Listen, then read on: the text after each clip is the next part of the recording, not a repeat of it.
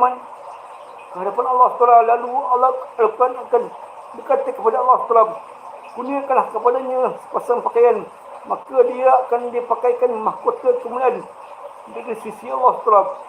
Al-Quran akan memohon lagi, ya Tuhanku, berilah lagi pakaian, maka orang itu akan dipakaikan pakaian kemuliaan dengan pesona. Kemudian Al-Quran memohon lagi, wahai Tuhanku, redakanlah dia, maka Allah pula akan reda terhadapnya.